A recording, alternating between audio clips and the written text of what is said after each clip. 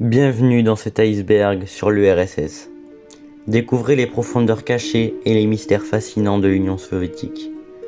Plongez avec nous dans les eaux troubles et explorez les secrets de cette nation au passé troublant. Bonne aventure.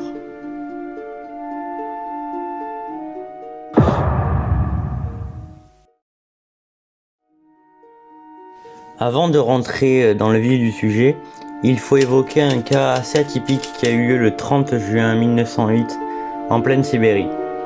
Imaginez, il est 7h du matin, vous êtes un autochtone qui se réveille et vous voyez au-dessus de votre tête une boule de feu exploser en plein milieu du ciel. Résultat, 20 km de forêt détruite. Le bruit était tellement puissant que la frontière mongole a pu l'entendre. La puissance de l'impact équivaut à 1000 fois la bombe Hiroshima. Heureusement, cette zone de Sibérie est peu peuplée. À première vue, on peut penser que le plus dangereux est l'impact, mais en réalité ce sont les effets secondaires. Le souffle s'étend sur plus de 100 km, sans parler des nombreux incendies détruisant au total plus de 60 millions d'arbres.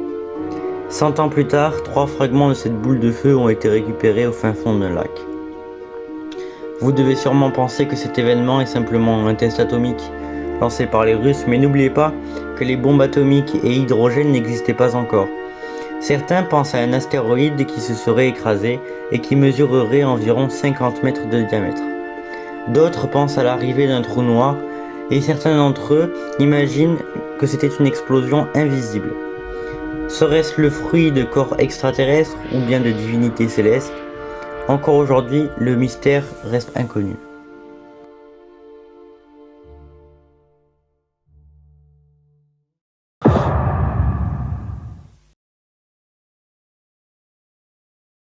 « 1940 est l'année de l'écrasement pour tous les Français. La capitale est capturée par les Allemands et toute la France est envahie. On entre dans la phase de la résistance qui durera plusieurs années. Mais de l'autre côté de l'Europe, tout est différent. Plus précisément à Leningrad, l'actuel Saint-Pétersbourg, les Russes vont mener une expérience sur le sommeil. L'objectif était très simple. On mettait 5 hommes dans une pièce avec suffisamment de nourriture, d'eau et d'oxygène pour tenir un mois.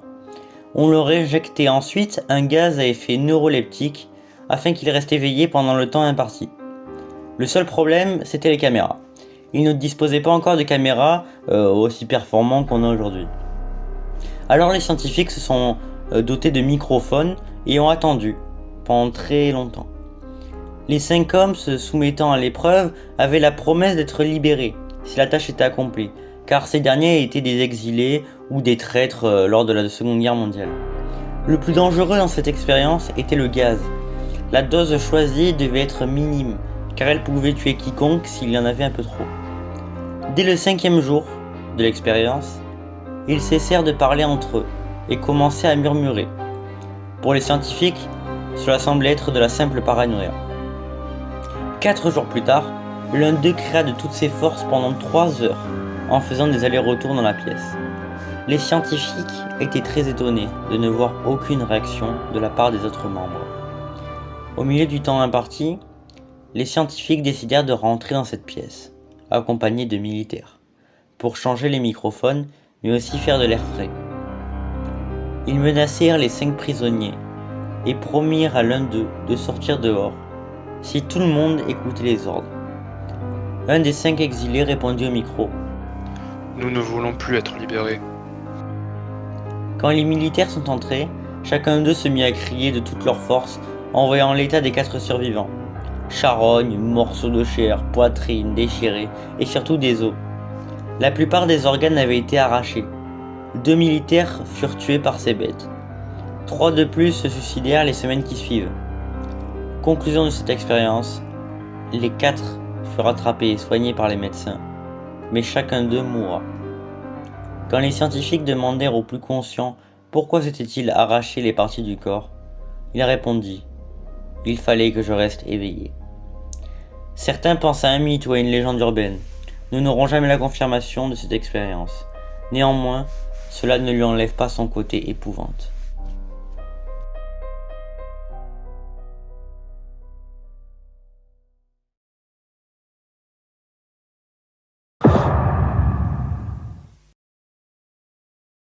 Vous vous souvenez sûrement de la trilogie originale de Star Wars, sortie fin des années 70, qui a eu un grand succès aux USA, en France et partout ailleurs.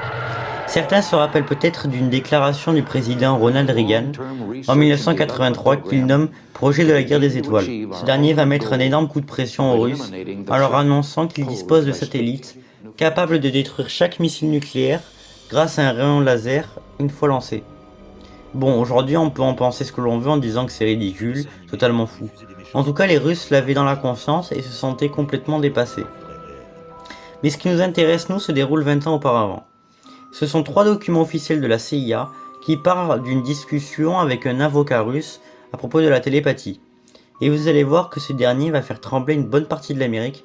Le premier document est un compte-rendu du 15 mai 1963 et le russe en question se nomme le professeur Kerimov et travaille dans une université à Leningrad. L'agent de la CIA et lui-même ont commencé à dialoguer à propos de la cybernétique. Les informations sont très peu détaillées, mais il mentionne une machine à jouer aux échecs, ce qui est déjà très impressionnant pour l'époque. L'agent de la CIA lui demande quelles ont été les dernières recherches qui ont été réalisées en URSS, et alors le professeur russe lui en dévoile 2. Bon, l'objectif était donc de capter des systèmes nerveux d'un individu. Alors ils ont placé des électrodes sur l'avant-bras d'un pianiste en pleine action. Le plus intéressant est que cette fréquence a pu être enregistrée sur des machines. Ils mettent les électrodes sur un autre homme qui ne sait pas jouer du piano et ils lui envoient cette même fréquence. Et selon Kerimov, donc ce docteur russe, cet individu a pu à son tour réaliser le même morceau au piano et en plus le maintenir en tant qu'apprentissage permanent. Une nouvelle fois, bon, il est très difficile de croire à de tels propos, même pour l'agent de la CIA qui n'obtenait aucune réponse dès qu'il fallait développer un peu plus. La dernière expérience réalisée est une recherche du docteur Vasiliev à propos des ondes. C'est-à-dire qu'il voulait apprendre comment fonctionnaient ces ondes, et alors il a utilisé des cobayes qui avaient une USP très forte afin d'analyser les ondes. Selon lui, la compréhension de ces ondes permettait non seulement de deviner des événements, mais aussi de prédire des événements aléatoires futurs.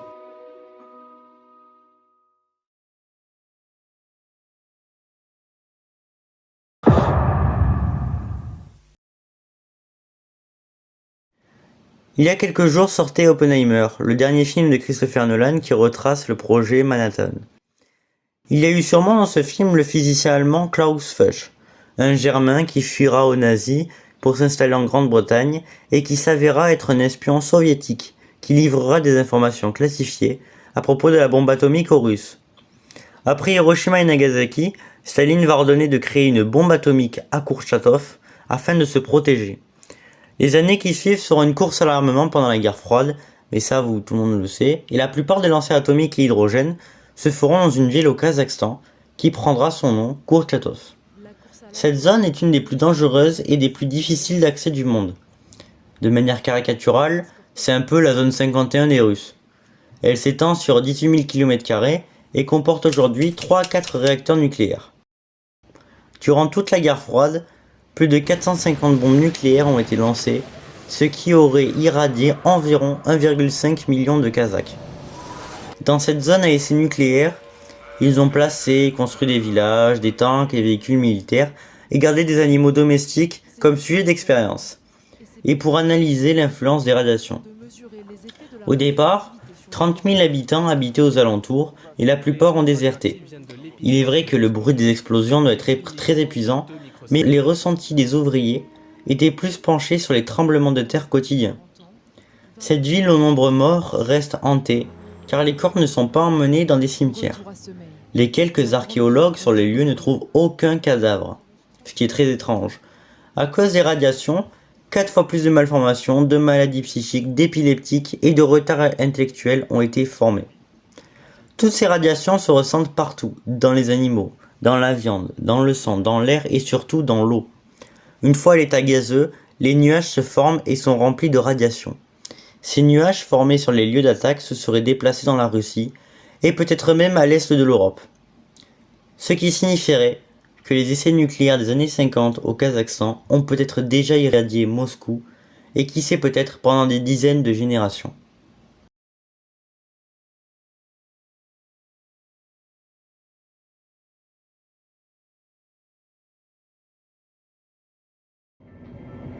Sébastopol. Ce nom vous dit peut-être quelque chose si vous avez vu le dernier Mission Impossible. À 10 km se trouve la station balnéaire Balaklava, une base de sous-marins top secret qui a été construite pendant la guerre froide et pouvait en accueillir 14. Si Moscou s'était fait attaquer pendant la guerre froide, pas de panique pour l'armée, ils avaient un plan de secours. Même une bombe de 100 kilotonnes ne pourrait pas détruire cette base. En pleine guerre contre l'Ukraine, les Russes ont décidé de se protéger en utilisant cette base en cas de récupération de la Crimée.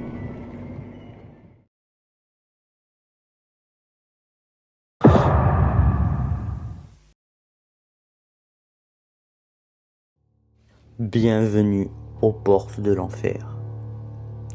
Voici les 15 pays qui faisaient partie de l'URSS entre 1922 et 1991. Il y en a beaucoup parmi eux qui finissent par Stan. On les confond souvent, Kirghizistan, Tadjikistan, ils sont compliqués à retenir et puis ils sont difficiles à écrire. Celui qui nous intéresse nous est le Turkménistan. Précédemment, nous avons évoqué cette explosion qui a eu lieu en pleine Sibérie et qui a formé un cratère ainsi qu'une déformation complète de la biodiversité. Eh bien imaginez-vous la même chose au Turkménistan, mais à une différence près, celui-ci est toujours et est en pleine combustion. Bienvenue au cratère de Darvaza, ou plutôt aux portes de l'enfer. Cela fait plus de 40 ans qu'il brûle sans répit. Bon, cette fois-ci nous savons comment il était formé, puisque dans les années 70, un groupe de scientifiques en plein forage ont percé une poche de gaz. Comme ils pensaient que cela dégagerait du gaz, ils ont eu la bonne idée d'y mettre le feu. Conséquence, il brûle toujours 40 ans après.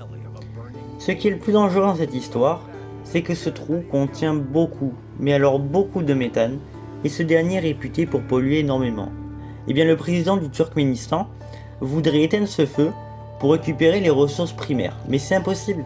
Le cratère est au beau milieu du désert.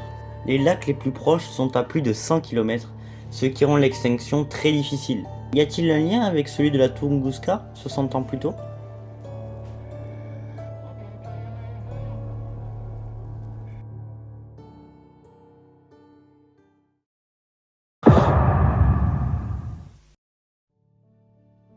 Nous allons à présent évoquer deux maladies qui ont fissuré cette armée soviétique.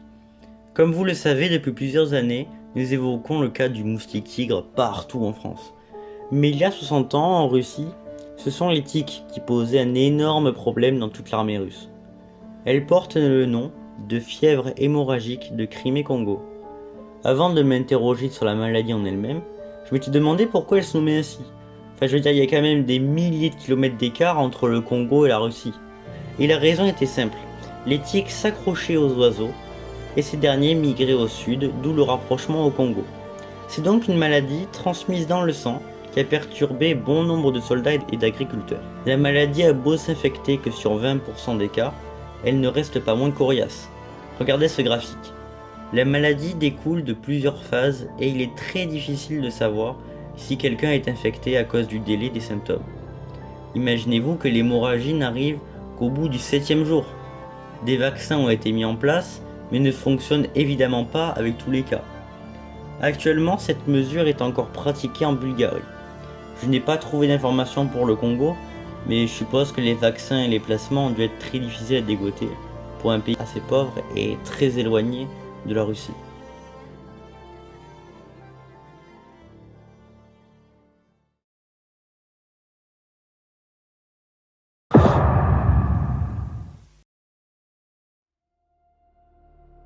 On entre dans une affaire étrange qui a eu lieu en 1979 à Sverdlovsk, appelé aujourd'hui Ekaterinbourg. Une épidémie de charbon a été déclarée dans cette ville et les 80 premiers cas ont été soi-disant atteints par des bêtes contaminées, donc tout ce qui est dans les mines. Les années qui ont suivi ont été des observations car aucune preuve ne semblait valable. L'enquête s'est conclue par la correspondance avec un nuage biologique qui a contaminé à la fois les habitants mais aussi les animaux. Le KGB semble avoir eu son mot à dire puisqu'aucun chiffre de mortalité n'est similaire. Certains disent une soixantaine, d'autres comme le maire de la ville on dit plutôt une centaine, et les spécialistes en ont relevé 600. 6 fois plus, c'est quand même une grosse différence, donc on a l'impression que les forces russes cachaient cette maladie au détriment de la population. comme si cette maladie ne devait pas être découverte. L'anthrax, alias maladie du charbon, est une infection grave qui touche les poumons, la gorge et les intestins. Nous avons vu le cas de l'URSS où le KGB peut-être essayait de dissimuler les preuves de ce poison qui a fait des dizaines de morts, mais ici on s'attaque à une nation qui n'aime pas être dérangée. Le 11 septembre 2001, le monde entier est en crise. 2 avions ont percuté le World Trade Center et ont causé la vie de 3000 personnes. Catastrophe mondiale, le monde n'est plus en sécurité et le groupe terroriste d'Al-Qaïda a fragilisé considérablement l'Amérique. Ce récit, tout le monde le connaît, étant un, si ce n'est l'événement du XXIe siècle. Mais très peu de personnes savent ce qui s'est passé le 18 septembre 2001, 7 jours après l'attaque.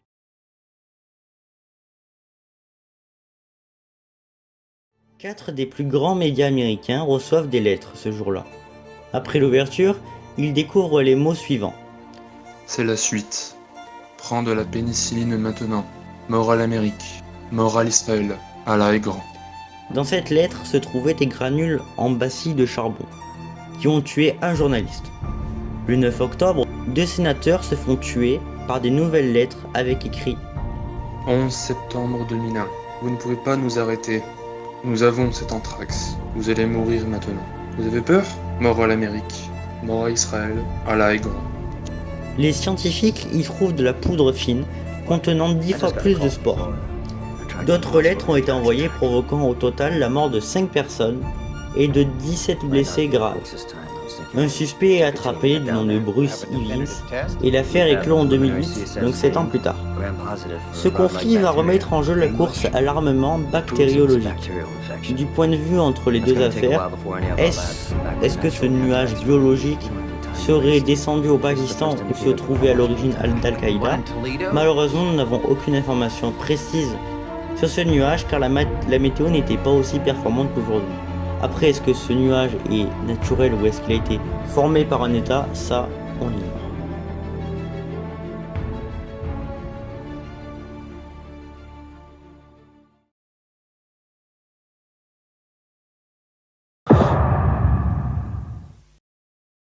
On fait souvent le rapprochement entre les camps de concentration et les goulags. Pourtant, ils sont assez différents. Les goulags sont des prisons à travaux forcés pour des criminels. C'est un moyen de construction et surtout un développement économique pour la Russie. Les conditions étaient abominables. Malnutrition, maladies, violence physique, bref, conditions horribles. C'est souvent pour cela que l'on fait ce rapprochement avec les holocaustes, car on retrouve tellement de violence. A contrario, les camps de concentration enfermaient les juifs, les homosexuels, mais aussi certaines sectes, comme les témoins de Jéhovah. Les camps de concentration n'étaient pas un développement économique, mais une humiliation à l'égard de cette religion. Les conditions, pareil, elles étaient horribles. Les goulags se trouvent en toute la Russie, alors que les camps de la mort sont plus en Europe de l'Ouest, en France, en Allemagne, en Pologne et dans d'autres pays. Les goulags en général ont accueilli 3 millions de personnes au total et ont eu un taux de mortalité de 30% la première année et presque 100% la deuxième. La plupart des goulags se sont arrêtés en 1953, la même année où Staline est mort, mais on en reparlera un peu plus tard. Le goulag Kolyma a été le plus dévastateur avec plus de 900 000 morts.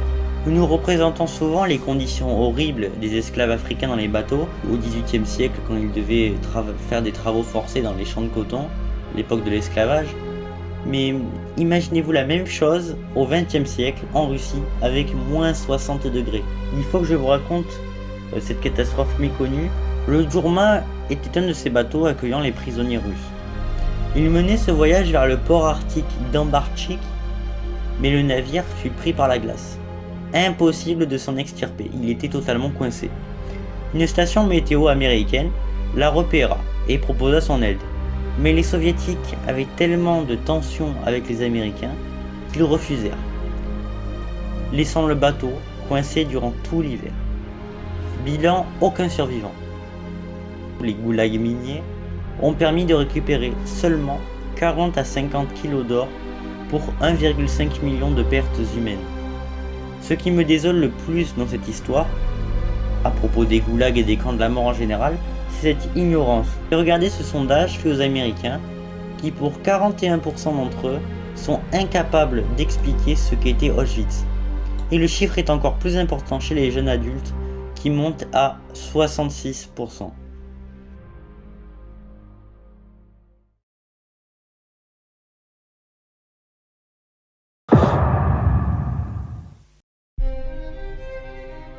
La mort de Staline reste encore dans les mémoires, car personne ne sait vraiment comment le dictateur est-il mort.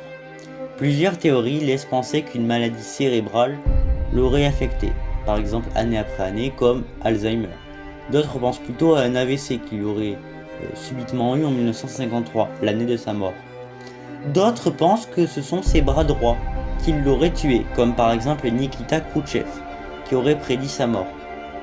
Vous savez, il y a beaucoup de dictateurs brutaux dans l'histoire humaine, mais tous sont morts par la hache, tout comme ils ont également gagné le pouvoir par la hache. Il y a aussi Lavrenti Beria, lui aussi un de ses bras droits au sein du gouvernement, et qui soi-disant l'aurait empoisonné. Ce qui est le plus atypique dans cette histoire, je dirais, c'est que quand les proches de Staline l'ont vu mourant au sol, personne n'aurait voulu l'aider, par peur de réveiller le tyran et de le mettre en colère.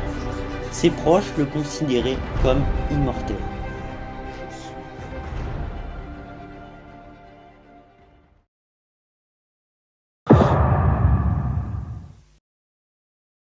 On aurait pu évoquer la mort d'Hitler dans cet iceberg, mais je ne pensais pas que ça allait rajouter quelque chose à cette intrigue. Alors j'ai plutôt voulu vous parler de Rasputin. Alors non, pas ce Rasputin. Ah oui, celui-là. Si vous êtes fan de Disney, vous avez sûrement dû apercevoir Rasputin dans Anastasia. Ce dernier est un homme mystique qui avait le don de prédire l'avenir, vous voyez, un peu comme un devin. Ce personnage est à la fois troublant et fantastique. Il aurait survécu à de nombreuses balles et des maladies, comme la pneumonie, mais je vous invite à voir cette vidéo de la folle histoire qui reviendra plus sur les détails du grand savant. Parmi ses prédictions qu'on peut noter, il avait confirmé qu'après son assassinat, la famille royale mourrait et que les diables allaient prendre le pouvoir. En effet, il était très proche de la famille royale, à tel point qu'il les aurait soignés et peut-être couché avec la tsarine Alexandra. Bon, une théorie très intéressante a lieu au niveau de son alimentation. Juste avant sa mort, un homme a tenté de l'empoisonner avec du cyanure. Vous savez, c'est un poison très puissant qui est très rapide. Genre, les effets ils se font au bout de quelques secondes, voire plusieurs minutes. Seulement, Rasputin n'a ressenti aucune douleur. Ensuite, il a été assassiné par une noyade, mais certains disent que sa consommation excessive d'ail lui aurait permis de survivre à ce poison. Cet homme est rempli de mystères et sa résistance aux balles n'a encore aucune explication.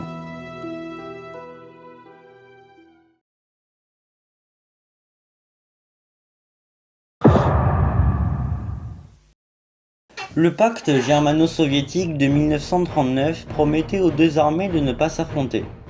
Seulement, Hitler n'avait rien à faire de ce pacte. Le mec parvient à conquérir en un an la France, la Pologne et le Benelux, et décide donc d'attaquer la Russie en 1941 sous le nom d'attaque Opération Barbarossa. Ils envoyèrent le 22 juin 1941 plus de 600 000 hommes sur le terrain. Ils lancèrent des exterminations de masse sur les tziganes, juifs et dirigeants du parti communiste. Ils sont envoyés dans des ghettos qui sont assez différents des camps de concentration parce que c'est plutôt des villes créées pour les juifs où ils doivent faire du travail forcé dans des conditions abominables. C'est quand même une humiliation, mais c'est plus à but économique pour l'Allemagne. L'armée allemande a pris Moscou et étendit sa domination. Mais les hivers rudes, les maladies et le manque de nourriture avaient rendu l'armée très vulnérable.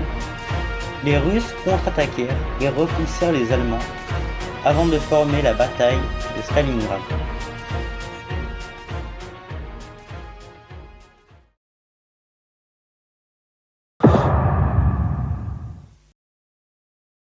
Dès 1930, Staline organise une révolution économique en industrialisant tout son pays. Des famines sont alors créées et les révoltes provoquent le chaos partout. Alors les milices capturent les agresseurs, les casseurs, et les envoient sur l'île Nazino. C'est une île au beau milieu de nulle part, qui a juste des marécages et des fleuves. Et bien dans cette île, des gangs se sont formés, des meurtres, et le territoire prendra le surnom de l'île aux cannibales. L'île, elle accueille 6000 personnes, mais la plupart sont tuées. Imaginez, vous débarquez sur une île hostile avec seulement un sachet de farine et aucune eau potable. Impossible de s'enfuir de l'île car de nombreux mitrailleurs se trouvent près des côtes et pouvaient tirer sur n'importe qui. Donc vous essayez de vous enfuir, vous vous faites tuer. Et donc malgré l'attaque de la Russie, il n'y avait pas assez de goulags, ils n'étaient pas assez grands pour accueillir tout le monde. Alors en attendant d'être de nouveau construits, ces 6000 personnes sont envoyées sur cette île. C'est un peu une sorte d'escale, voilà, ils devaient y rester entre 48 et 72 heures, mais pas plus. Ensuite ils étaient déportés dans ce nouveau goulag.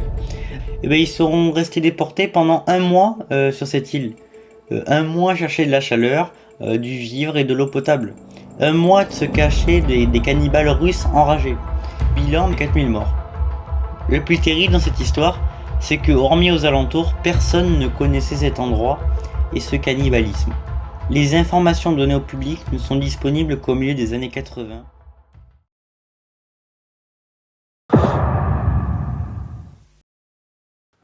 Vous le savez tous, la montagne la plus haute d'Europe est le Mont Blanc.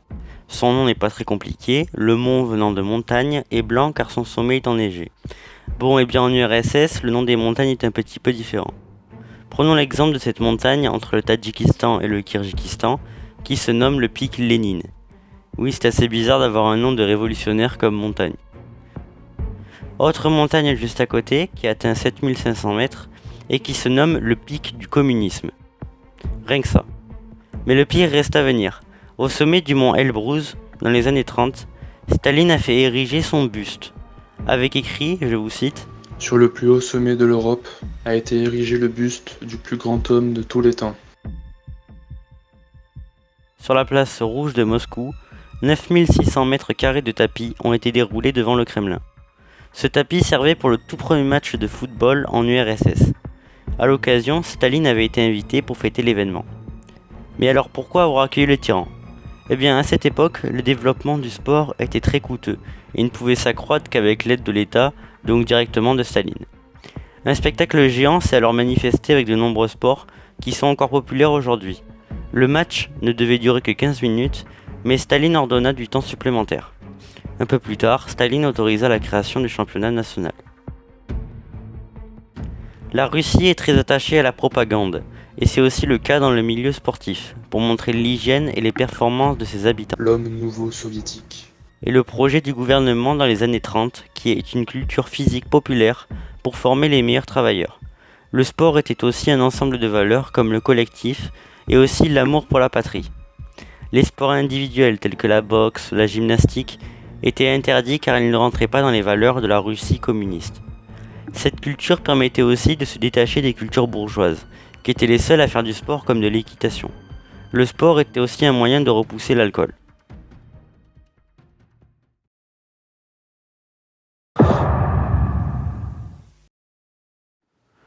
Bien sûr qu'on allait évoquer le cas des ovnis. On ne peut pas faire d'iceberg sans parler des aliens. Quand on mentionne les ovnis et toute trace de vie extraterrestre, on évoque seulement les USA, la zone 51, les triangles des Bermudes. Mais en réalité, nous avons aussi des affaires mystérieuses en Russie. Mais avant cela, il faut que l'on évoque le cas Roswell. Roswell est une affaire qui a eu lieu en 1947. Cette même année, des fermiers trouvent des débris d'objets inconnus dans leurs champs. Ils passent toute la journée à les ramasser et essayent de les assembler en vain. Comme c'est des Américains et qu'ils sont obligés de montrer leur force, ils essayent de les casser avec une massue, mais la matière inconnue est très résistante.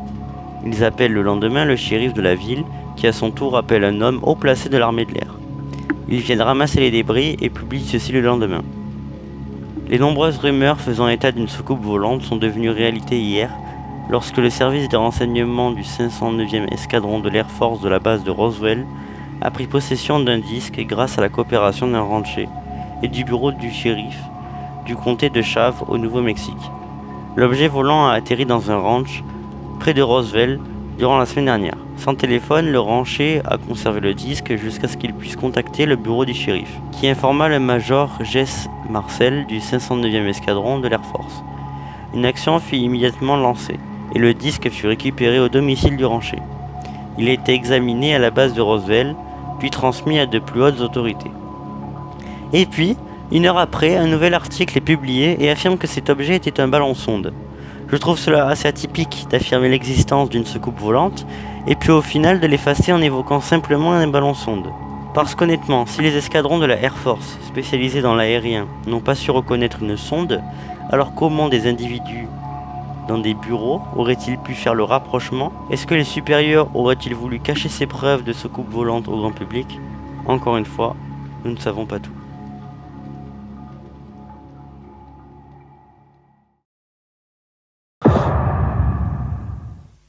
Je vous ai parlé de l'affaire Roswell, car 39 ans plus tard, le 29 janvier 1986, à Dalnogorsk, en Russie, les habitants aperçurent un ovni en forme de disque de couleur rouge qui se serait écrasé silencieusement sur une montagne.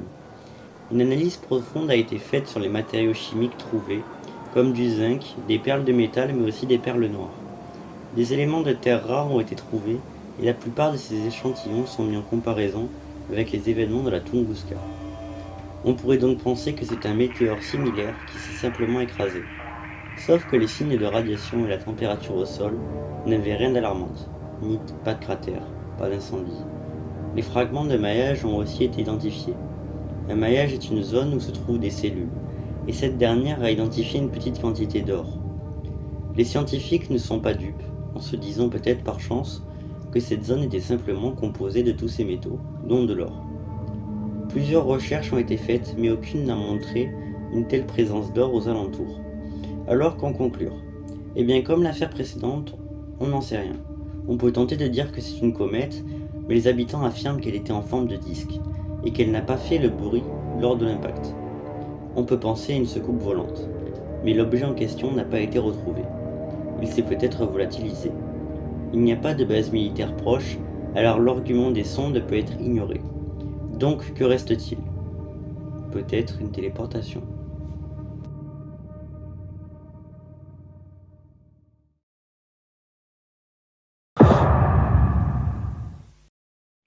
Avant d'entamer notre dernier chapitre sur un sujet que vous connaissez sûrement, laissez-moi vous parler de deux opérations faites par le KGB. La Seconde Guerre mondiale est connue pour sa guerre totale, en utilisant toutes les ressources nécessaires, et c'est le cas des chiens kamikazes mais aussi des rats.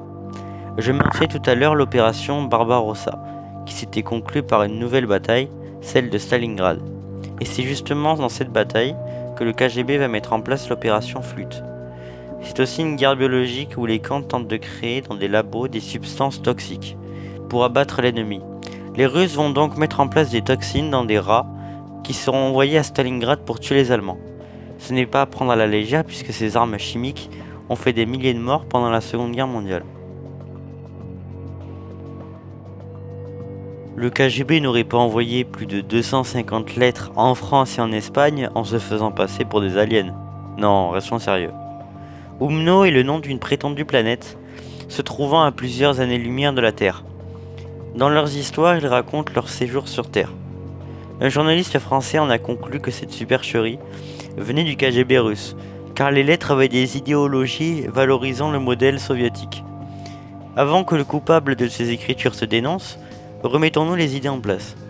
Le KGB, une organisation secrète qui a fait des milliers de morts dans les goulags, qui a torturé des millions de personnes et a répandu la terreur partout dans le monde, a écrit des fausses lettres d'aliens à des Espagnols pour leur donner envie d'être russes.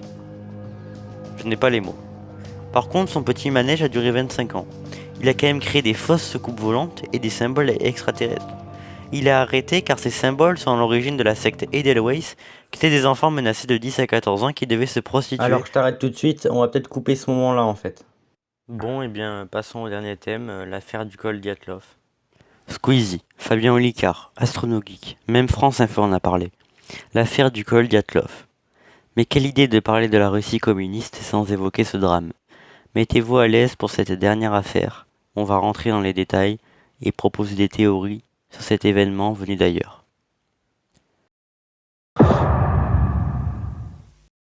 Nous sommes en 1959 et 9 personnes sont en voyage à l'est du mont Kolatsyakhl, qui signifie la montagne morte. Le groupe se compose de 8 hommes et de 2 femmes. Le dernier, du nom de Louri, abandonne l'expédition car il est tombé malade. Le préciser est important puisqu'il restera le seul survivant de cette affaire.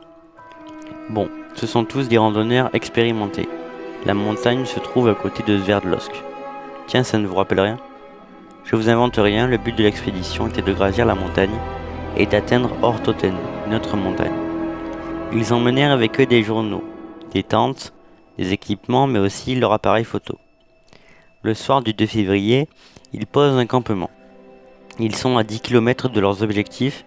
Selon plusieurs enquêteurs, il est étrange de se poser là, alors qu'une forêt se trouve à 1 km de là. L'équipe de secours arrive, suite à une plainte des membres des familles. Ils trouvent la tente détruite. Ils trouvent des traces de pas menant à la forêt. Suite à l'équipement encore en place, ils en déduisent qu'ils se sont déplacés à pied. Ils trouvent un feu de camp et 2 cadavres. Ils tentaient de grimper le pin. En revenant au campement, ils croisent 2 autres corps. Une semaine plus tard, ils en retrouvent encore un autre. Les 4 derniers sont retrouvés 2 mois plus tard, cachés sous 4 mètres de neige. Dans un ravin, ils sont morts de façon violente. 10 côtes arrachées, œils et langue disparus et crânes fendus. Avant de me lancer dans des théories, voyons le résultat de l'enquête. La conclusion des 5 premiers morts est l'hypothermie. Un d'eux a des morsures à la main et des brûlures à la jambe faites par lui-même. Dans les 4 autres, retrouvés 2 mois plus tard, 3 sont morts de blessures mortelles et l'autre d'hypothermie. L'une des 2 femmes a des forts traumatismes qui ne seraient pas la cause d'humain, mais plutôt d'ondes de choc ou d'impact contre une voiture. On en arrive au moment clé de cette histoire. Leurs habits émettent de fortes radiations. La conclusion de l'enquête montre qu'ils sont morts 6 à 8 heures après leur dernier repas. Que les traces de pas ont été faites de leur plein gré, donc ils n'ont pas été poursuivis, ce qui a induit en erreur mes premières théories. Les enquêteurs arrivent à la conclusion que ces morts sont à cause d'une force irrésistible méconnue. L'enquête est loin d'être finie.